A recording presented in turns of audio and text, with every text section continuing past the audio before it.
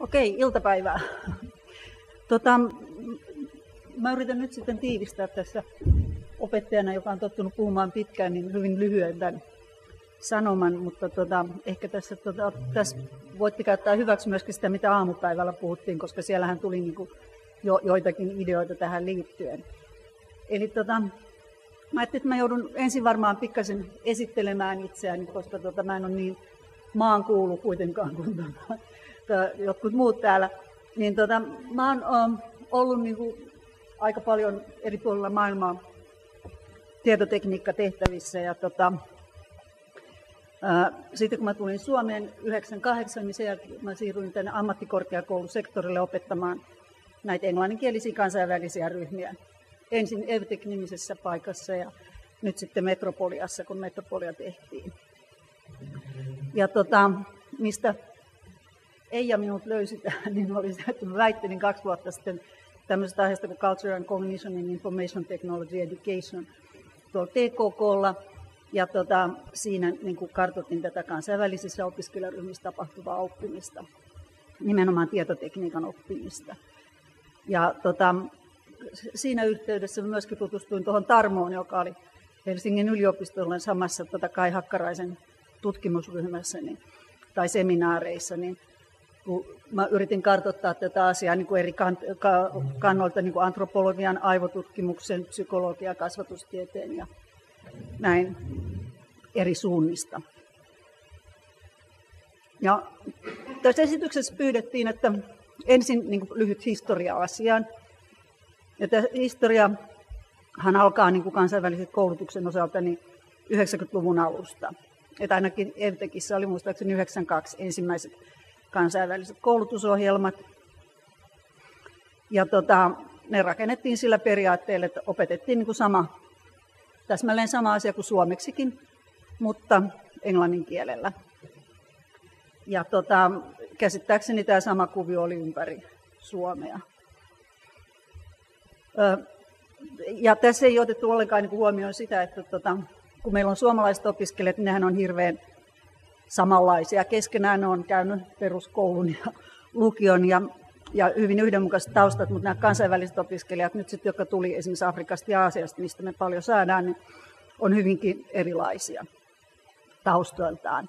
Ja nyt tämä oli se kuva, joka oli jo löytynyt, jolla mä yritän havainnollistaa sitä, että kuinka erilaisia ne saattaa olla. Että nämä on nyt tietysti hypoteettisia opiskelijoita, mutta että jos ajatellaan, tuossa vaikka tuo ensimmäinen sininen viiva, opiskelija 1, niin siinä voisi olla joku afrikkalainen opiskelija, joka puhuu hyvin englantia, koska hän on käynyt koulunsa englanniksi, oppii asioita ulkoa erinomaisen hyvin, mutta logiikkaa ei ole harjoitellut.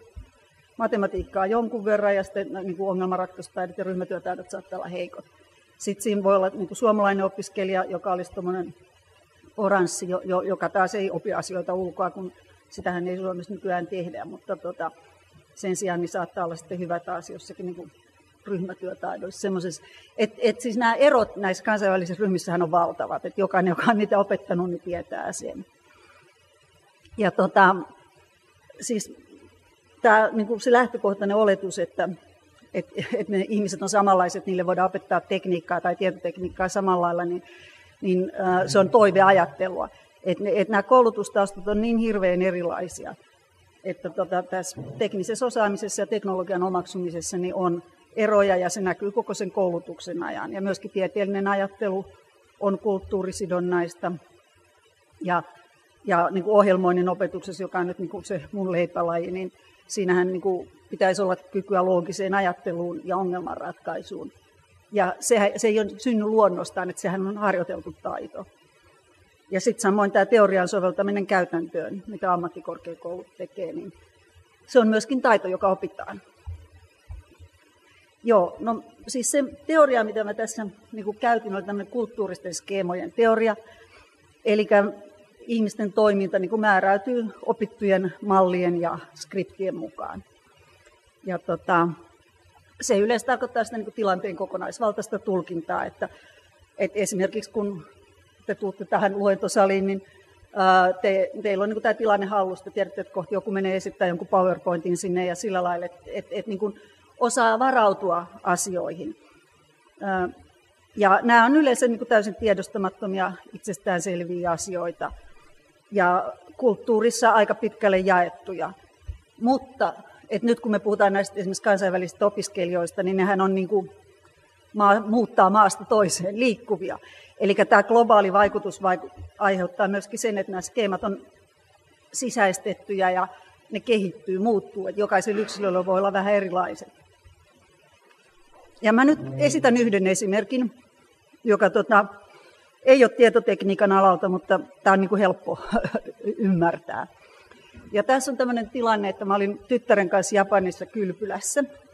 Ja me mentiin sinne syömään illallista. Ja jokainen ajatteli, että kyllähän sitä nyt syödä osaa. Mutta sitten kun tulee eteen tämmöinen ateria, että itse asiassa jos siinä tarkkaan katsoo, siinä on ruokalista siinä edessä, että siinä oli 15 ruokalajia. Että miten nyt sen kanssa lähdetään etenemään. Ja siinä oli sitten hiukan ihmettelemistä, että mä esimerkiksi onnistuin töppäämään sillä, että mä avasin sen vihreän kannen siitä, jossa oli osteri sisällä muhimassa. Ja tarjoilija tuli aivan hirveän hermostunut, että ei niin saa tehdä, että sinun pitää odottaa. Siis elekielellä tietysti kertoi tämän. Elikkä ja niin kuin tässä oli vielä semmoinenkin juttu, että jos katsoo, että tyttärellä on tuommoinen jukata päällä, koska me oltiin kylpylässä ja siellä piti kaikkien pukeutua kyseiseen univormuun. Että niin kuin tämmöinen ruokailutilanne on niin kuin tyypillinen tämmöinen skeema. Että kuvitellaan, että kai siinä on hirveästi erilaisia komponentteja.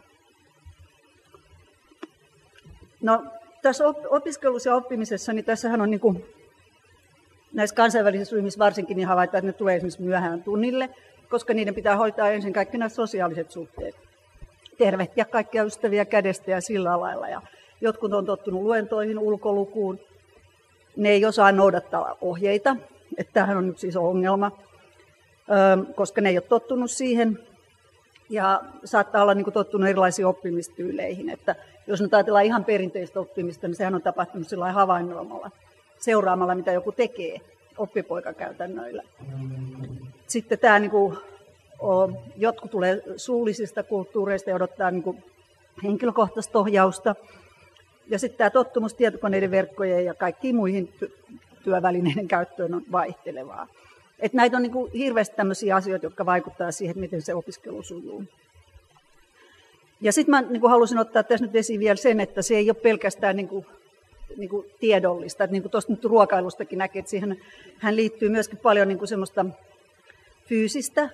Että esimerkiksi meillä on paljon semmoista teknistä osaamista, mitä me ei ikinä ajatella, että esimerkiksi miten valot sytytetään ja sammutetaan, mikä tehdään eri maissa eri tavalla, tai vesihanat, että mistä tulee kylmää ja mistä tulee kuumaa ja tällaisia asioita. Tai niin kuin mä huomasin nyt täällä, että täällähän oli automaattisesti avautuvat ovet, mikä ei ole niin kuin meille kauhean.